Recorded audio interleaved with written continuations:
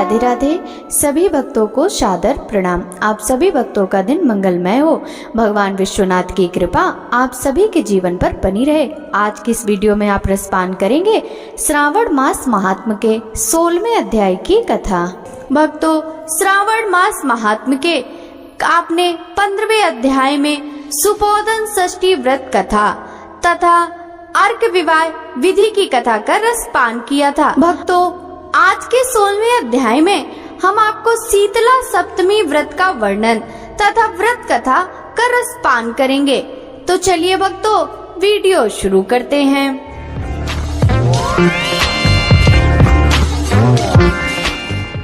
ईश्वर बोले, हे सनत कुमार, अब मैं शीतला सप्तमी व्रत को कहूँगा। श्रावण मास में शुक्ल पक्ष की सप्तमी तिथि को यह व्रत करना चाहिए। सबसे पहले दीवार पर एक वापी का आकार बनाकर अशरीरी संज्ञन दिव्य रूप वाले 7 जल देवताओं को 2 बालकों से युक्त पुरुष संज्ञक नारी, एक घोड़ा, एक वृषभ तथा नर वाहन सहित एक पालकी भी उस पर बना दें। इसके बाद 16 उपचारों से 7 जल देवताओं की पूजा होनी चाहिए। इस व्रत के साधन में ककड़ी और दधी ओदन का नैवेद्य अर्पित करना चाहिए। उसके बाद नैवेद्य के पदार्थों में से ब्राह्मण को वायन देना चाहिए। इस प्रकार 7 वर्ष तक इस व्रत को करने के बाद उद्यापन करना चाहिए। इस व्रत में प्रत्येक वर्ष 7 सुवासिनियों को भोजन कराना चाहिए। जल देवताओं की प्रतिमाएं एक स्वर्ण पात्र में रखकर बालकों सहित एक दिन पहले सायंकाल में भक्ति पूर्वक उनके पूजन करना चाहिए। प्रातः काल पहले ग्रह होम करके देवताओं के निमित्त चरु से होम करना चाहिए। जिसने पहले इस व्रत को किया और जो उसे फल प्राप्त हुआ उसे आप सुने। सौराष्ट्र देश में शोभन नामक एक नगर था। उसमें सभी धर्मों के प्रति निष्ठा रखने वाला एक साहूकार रहता था। उसने जल रहित एक अत्यंत निर्जन वन में बहुत पैसा खर्च करके शुभ तथा मनोहर सीढ़ियों से युक्त पशुओं को जल पिलाने के लिए सरलता से उतरने चढ़ने योग्य दृढ़ पत्थरों से बंधी हुई तथा लंबे समय तक टिकने वाली एक बावली बनवाई। उस बावली के चारों ओर थके राहगीरों के विश्राम के लिए अनेक प्रकार के वृक्षों से शोभायमान एक बाग लगवाया। लेकिन वह बावली सूखी ही रह गई और उसमें एक बूंद पानी नहीं आया। साहूकार सोचने लगा कि मेरा प्रयास व्यर्थ हो गया और व्यर्थ ही धन खर्च किया। इसी चिंता में विचार करता हुआ वह साहूकार रात में वहीं सो गया। तब रात्रि में उसके स्वप्न में जल देवता आए और उन्होंने कहा, हे धनद, जल के आने का उपाय तुम सुनो। यदि तुम हम लोगों के लिए आदर पूर्वक अपने पौत्र की बलि दो तो उस समय तुम्हारी यह बावली जल से भर जाएगी। यह सपना देख साहूकार ने सुबह अपने पुत्र को बताया। उसके पुत्र का नाम द्रविड़ था और वह भी धर्म कर्म में आस्था रखने वाला था। वह कहने लगा, आप मुझ जैसे पुत्र के पिता हैं। यह धर्म का कार्य है, इसमें आपको ज्यादा विचार ही नहीं करना चाहिए। यह धर्म ही है जो स्थिर रहेगा और पुत्र आदि सब नश्वर हैं। अल्प मूल्य से महान वस्तु प्राप्त हो रही है, अतः यह क्रय अति दुर्लभ है। इसमें लाभ ही लाभ है। सीतांशु और चंडांशु ये 2 मेरे पुत्र हैं। इनमें सीतांशु नामक जो ज्येष्ठ पुत्र है उसकी बलि बिना कुछ विचार किए आप दे दे। लेकिन पिताजी, घर की स्त्रियों को यह रहस्य कभी ज्ञात नहीं होना चाहिए। उसका उपाय ये है कि इस समय मेरी पत्नी गर्भ से है और उसका प्रसव काल भी निकट है, जिसके लिए वह अपने पिता के घर जाने वाली है। छोटा पुत्र भी उसके साथ जाएगा। हे तात, उस समय यह कार्य निर्विघ्न रूप से संपन्न हो जाएगा। पुत्र की यह बात सुनकर पिता उस पर अत्यधिक प्रसन्न हुए और बोले, हे पुत्र, तुम धन्य हो और मैं भी धन्य हूँ जो कि तुम जैसे पुत्र का मैं पिता बना। इसी बीच सुशीला के घर से उसके पिता का बुलावा आ गया और वह जाने लगी। तब उसके ससुर तथा पति ने कहा कि यह ज्येष्ठ पुत्र हमारे पास ही रहेगा, तुम इसे छोटे पुत्र को ले जाओ।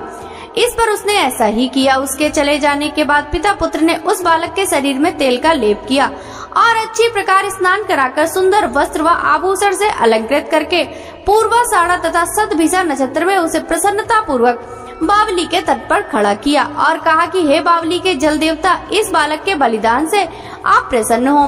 उसी समय वह बावली अमृत तुल्य जल से भर गई। वे दोनों पिता पुत्र शोक व हर्ष से युक्त होकर घर की ओर चले गए। सुशीला ने अपने घर में तीसरे पुत्र को जन्म दिया और 3 महीने बाद अपने घर को जाने निकल पड़ी। मार्ग में आते समय वह बावली के पास पहुंची और उस बावली को जल से भरा देखा वह आश्चर्य में पड़ गई।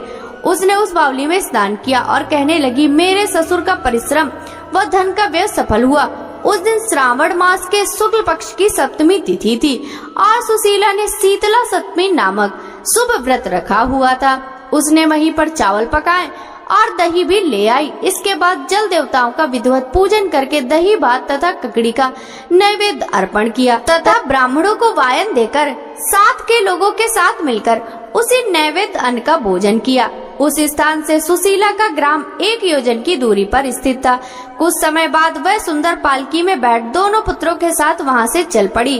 तब वे जल देवता कहने लगे कि हमें इसका पुत्र जीवित करके इसे वापस करना चाहिए, क्योंकि इसने हमारा व्रत किया है। साथ ही यह उत्तम बुद्धि रखने वाली स्त्री है। इस व्रत के प्रभाव से इसे नूतन पुत्र देना चाहिए। पहले उत्पन्न पुत्र को यदि हम ग्रहण किए रह गए तब हमारी प्रसन्नता का फल ही क्या। आपस में ऐसा कहकर उन दयालु जल देवताओं ने बावली में से उसके पुत्र को बाहर निकालकर माता को दिखा दिया और फिर उसे विदा किया।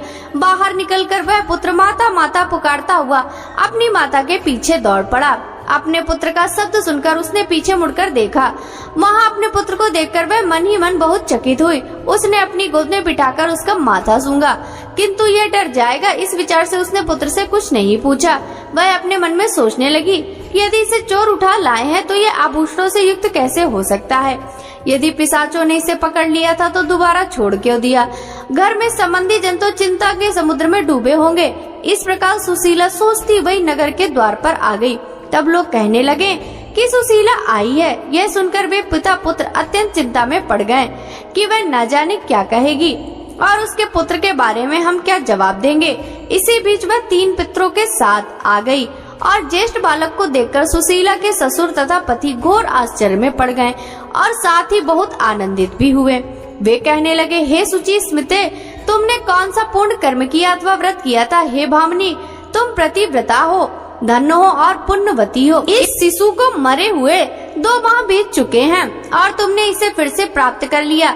वह बावली भी जल से परिपूर्ण है। तुम एक पुत्र के साथ अपने पिता के घर गई थी, लेकिन वापस 3 पुत्रों के साथ आई हो। हे सुभ्रु, तुमने तो कुल का उद्धार कर दिया। हे सुबानने, मैं तुम्हारी कितनी प्रशंसा करूं। इस प्रकार ससुर ने उसकी प्रशंसा की। पति ने उसे प्रेम पूर्वक देखा और सास ने उसे आनंदित किया। उसके बाद उसने मार्ग के पुण्य का समस्त वृतांत सुनाया। अंत में उन सभी ने मन वांछित सुखों का उपभोग करके बहुत आनंद प्राप्त किया। हे वत्स, मैंने शीतला सप्तमी व्रत को आपसे कह दिया। इस व्रत में दधी, ओदन, शीतल, ककड़ी का फल शीतल और बावली का जल भी शीतल होता है तथा इसके देवता भी शीतल होते हैं। अतः शीतला सप्तमी का व्रत करने वाले 3 प्रकार के तापों के संताप से शीतल हो जाते हैं। इसी कारण से यह सप्तमी शीतला सप्तमी इस यथार्थ नाम वाली है। इस प्रकार श्री स्कंद पुराण के अंतर्गत ईश्वर सनत कुमार संवाद में श्रावण मास महात्म्य में शीतला सप्तमी व्रत कथन नामक 16वां अध्याय पूर्ण हुआ। भक्तों, आगे की कथा का वृतांत हम कल के अध्याय में श्रवण करेंगे। श्रावण मास महात्म्य की यह कथा यदि आपको अच्छी लगी हो तो इस वीडियो को लाइक कर ज्यादा से ज्यादा भक्तों के साथ शेयर कीजिएगा। साथ ही वीडियो के कमेंट बॉक्स में जय शीतला माता की जरूर लिखिएगा। आपसे मिलते हैं श्रावण मास महात्म्य के अगले अध्याय की कथा के साथ। सभी भक्तों को हरे कृष्णा, राधे राधे, हर हर महादेव।